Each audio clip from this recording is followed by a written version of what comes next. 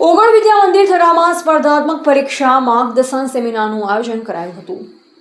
ઓગળ તાલુકાના મુખ્ય મથક થરામાં આવેલ ઓગળ વિદ્યા મંદિર હોલમાં કાંકરેજ વિભાગ રાજપૂત કર્મચારી મહામંડળ અને યુવા ટીમ દ્વારા સ્પર્ધાત્મક પરીક્ષા માર્ગદર્શન સેમિનાર 9 ઓગસ્ટ 2026ના રોજ યોજાયો હતો। મુખ્ય motivation speaker doctor Kalyansinh Champavat, professor Makansinh Zala દ્વારા વિદ્યાર્થીઓને આવનારી સ્પર્ધાત્મક પરીક્ષા કેવી રીતે પાસ કરવી, વિદ્યાર્થીઓને GPSC, UPSC, TET TAT, police constable, army, BSF, તલાટી વર્ગ 1-2 વગેરે તૈયારી કરતા વિદ્યાર્થી માટે દરરોજ કેટલા કલાક વાંચન કરવું, કયા વિષય ઉપર વાંચન કરવું, એક લક્ષ્ય ઉપરથી કોઈપણ પરીક્ષા પાસ ગોલ કરી શકાય। સેમિનારમાં 200 આસપાસ વિદ્યાર્થી ભાઈ બહેનોએ ભાગ લીધો।